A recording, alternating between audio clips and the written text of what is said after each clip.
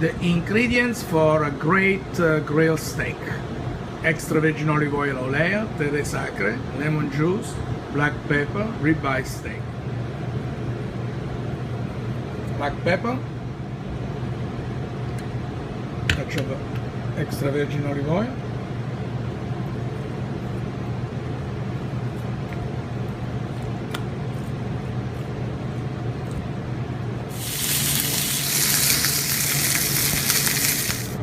now we needed to let them rest for 10 minutes. Lemon juice for the lemon dressing with the black pepper, pinch of salt.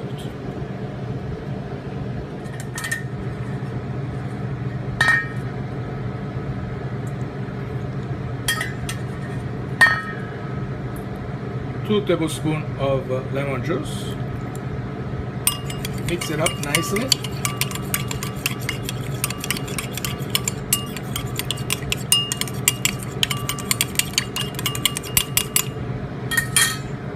With 4 tablespoons of extra virgin olive oil.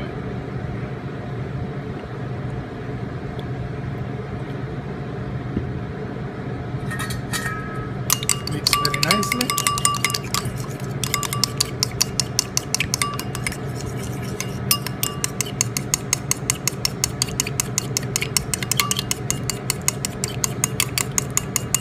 And the dressing is done.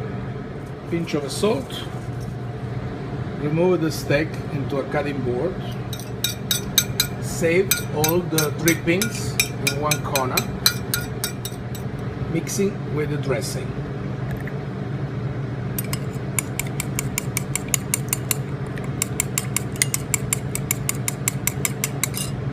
Now you have a good steak dressing, lemon juice, extra virgin olive oil, and drippings. Slice the steak.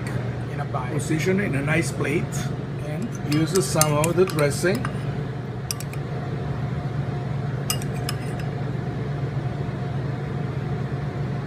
The dressing is perfect for like 3 or 4 steaks.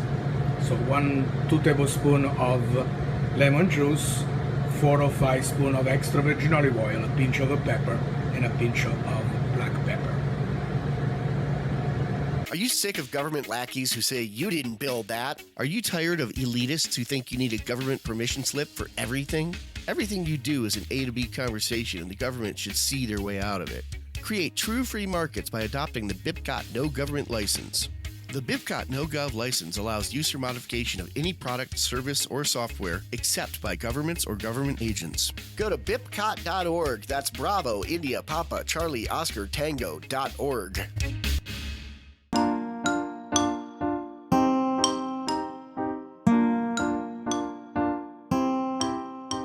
So, can you introduce yourself a little bit? Okay.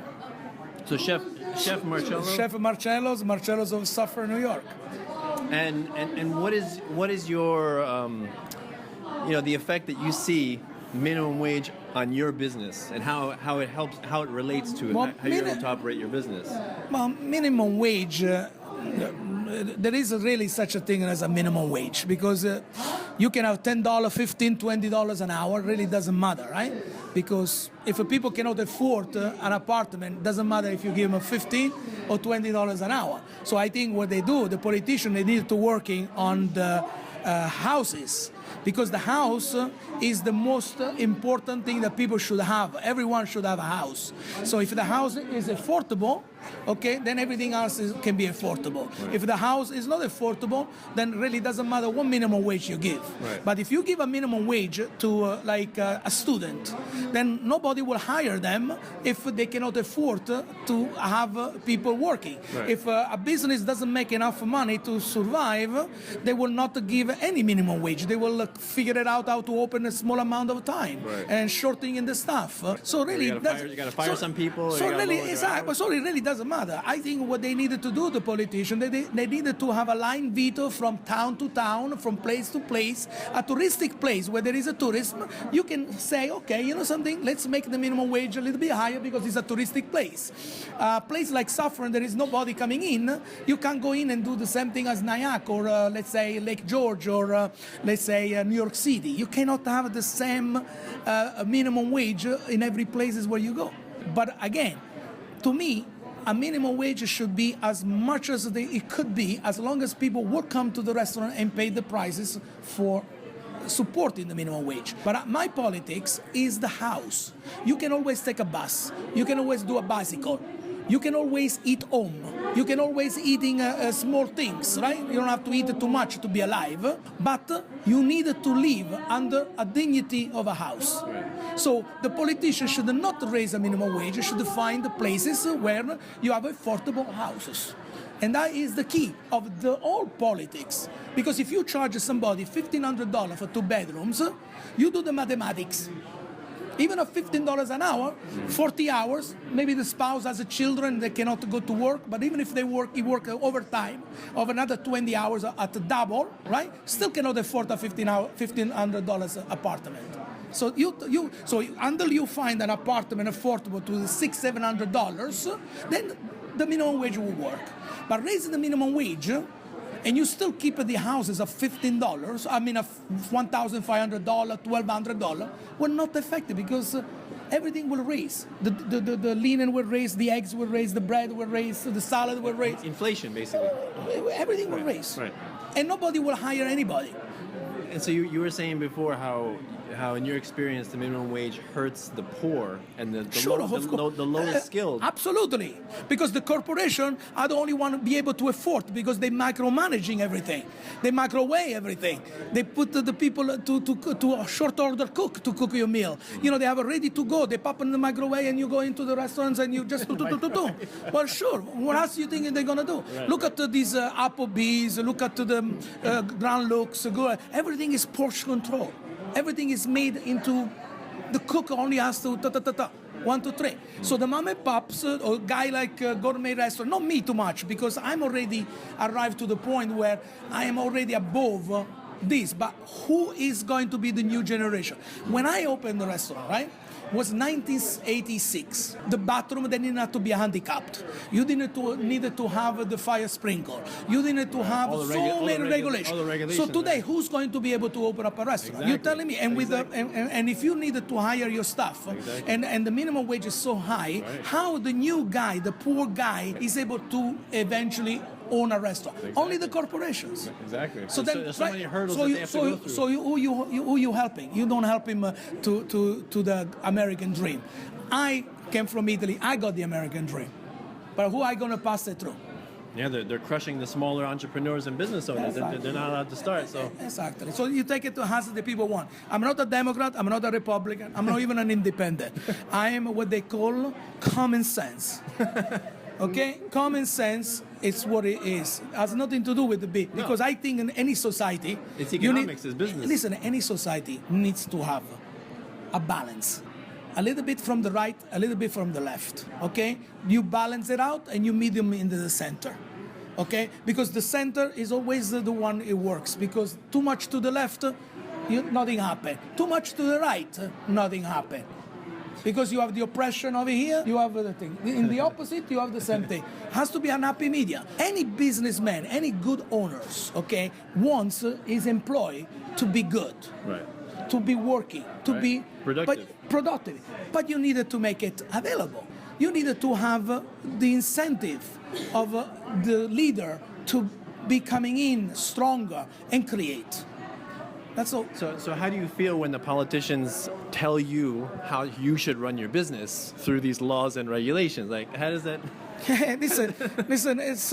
If a politician doesn't work the field, if he's not, I think they needed to go to be schooled for become a politician. But then before they become a politician, they needed to do 1 year over here, 1 year over here, 1 year over here. They needed to go into all 4 departments and understand how a small business working and a big business working. And they needed to have, again, and I repeat, like they're supposed to have a line veto on making a law, but they don't do it, right? They put all the pork right inside the law, and then they have to voting for the whole thing. Otherwise, for nothing. No, should be a line veto on anything. You cannot make New York State all equal, because you have area of New York where it's strong, area of New York where it's not strong. So how can you make it equal? Is Manhattan the same as upstate New York? Exactly. Or even, I would say, even Nyack comparing to, let's say, Suffolk. Okay, Nyack people go, Piermont, right? People go. There's more community, better, tourists. In Suffolk, who else? You have to bring them to people in Suffolk. For me to operate something in Suffolk cost me much more. Now, some people can say, well, but in Nyack you have so many restaurants. Well, I understand. But at the same time, you needed to have that line, needed to see, well, how much Marcello grow this year? Did he grow 20%? Well, then, if I go 20%, right, and I don't give nothing to my employee would work for me? Right, exactly. So this is the situation that you have to understand. If I have a chef and I give him $10, and I'm always busy, right, and I keep giving him $10, he will not work for me. If a waiter will not make the money, it will not work for me. A cook, the same thing. So why has to be the politician telling me? Now, if I don't make any money, but everybody around me, they're getting a raise, but the waiter doesn't get a raise, the cook doesn't get a raise. Now you ask me to give them a raise when I don't get a raise. Mm-hmm. How possible is that? No common sense. So it has nothing to do with the politician or this and that. Let me ask you again. Like when you first started, the taxes that you had to deal with at that time, as compared to now, what would you say the difference is with your business? Taxes? Right. Oh, I mean, look. Let me ask one question to you. Let's forget about if you own a property or not, okay? Right. Let's forget about that. Let's just do the taxes between New Jersey and New York. You know that Rockland County boards with New Jersey, right? Okay. Do you know by just give the tip waiters, right, $7.50 an hour, comparing to 1 mile away, $2.13 an hour? How much taxes do I pay compared to my New Jersey restaurants, neighbor? $2.13 to $7.50. Mm-hmm. Same employee, how can I compete with New Jersey? I'm in Suffolk, I have Mawa, I have Ramsey, I have Park Ridge, I have all the neighbors around. Mm-hmm. So people should think about that, right? So either you go in and raise in New Jersey as well, either it's a completely federal, or otherwise don't do it. Don't touch it. But what they want to do, they want to grabbing the FICA, they want to grabbing the taxes. They don't care about this poor guy. Because they figure at the end, with the millions of employees, they're still grabbing the money that they needed to put in their pocket. Mm-hmm. You understand? That's basically it. They steal in the money, they don't care about the poor guy, and they make the mom and pop restaurants go out of business. Or not even be able to start their business. I'll give you an example. Another example, and I leave you alone. If you work in a mom and pop restaurant, and you come to work at 12 o'clock, and you're leaving an hour away, you know that I should be able to, at 2 o'clock, when I shut down, you needed to get out of the restaurant. You cannot be in the restaurant if you follow the law. So I have to send that guy out into a diner, eating coffee, and wait 3 hours over there before he can come to work. Yes, they're making everybody illegal. Right. I should go in. So that's why I say to you, a corporation has to be worked different than a restaurant that has up to, let's say, 25 employees between covering the whole week. So if you have a franchise, like 5, 6, 7, 8 restaurants, you have 50 or 60, 100 employees, should be one. The mom and pop restaurant should be working a different way. And that's basically, that way you make, a new chef coming in and maybe wanted to open up a restaurant.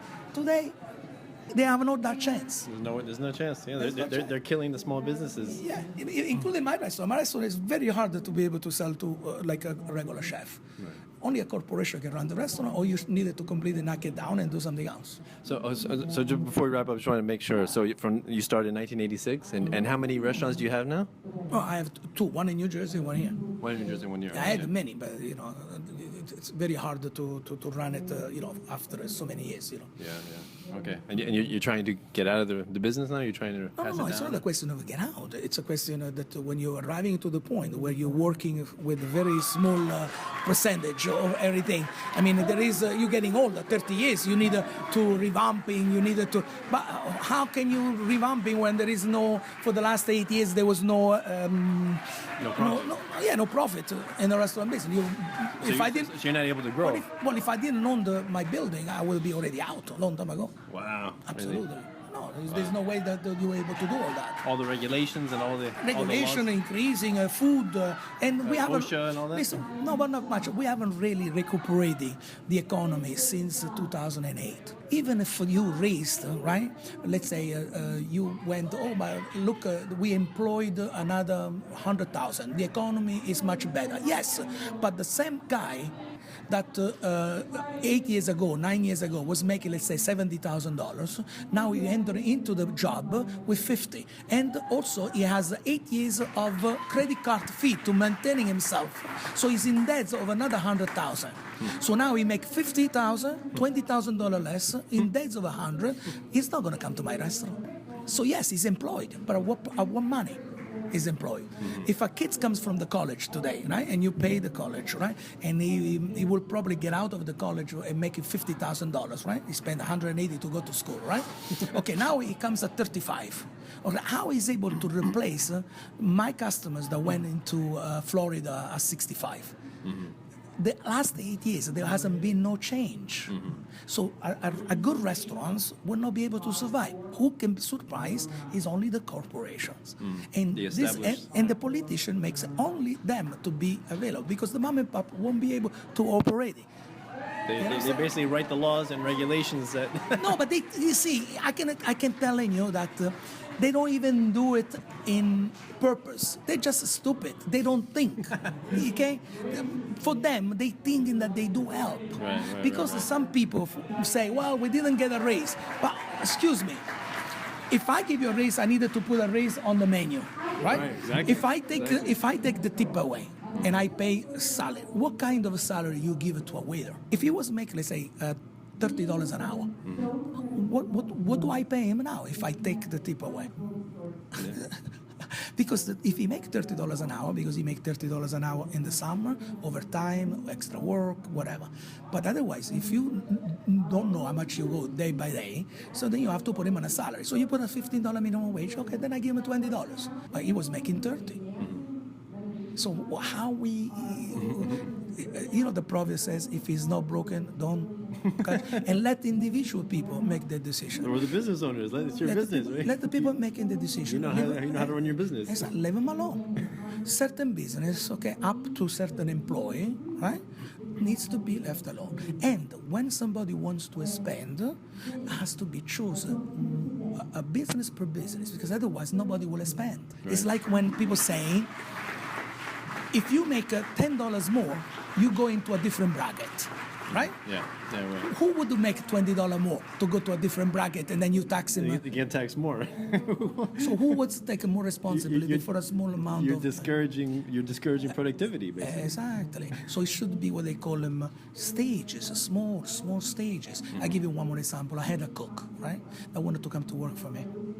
He says, I cannot make no more than $400 a week. What do you mean?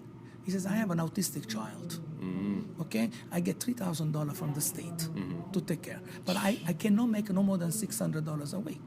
So if I make $600 or $700 a week, I lose the $3,000. Right. So how much is $300 more? 3, 6, 9, 12. So I'm losing $3,000 to get $1,200. Who will do that? So that explains you the situation. Right. You want to know another one? Okay? They give a child support, right? To people, to people, right? Okay.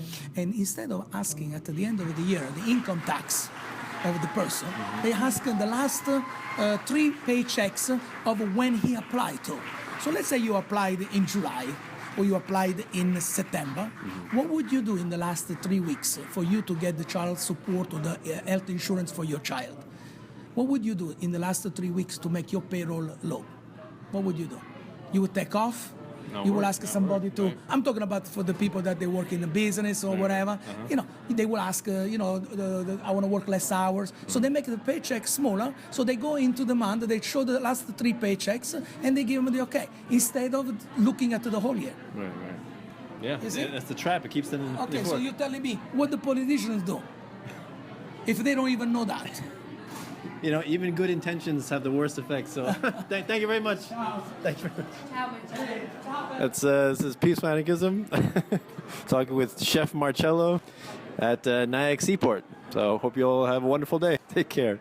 Bye. Cell 411 is a free app for Android and iOS that replaces government-controlled 911. Cell 411 allows you to preset a group of friends or private organizations to show up in any emergency. Cell 411 is a nightmare for the state because it proves their so-called services aren't needed. Cell 411 has had thousands of installs, and of course it's covered by the BIPCOT no government license. Cell 411 because your friends won't shoot you when you're in trouble. Without the government, who would build the emergency services? You and Cell 411. Get it today at getcell411.com. That's getcell411.com.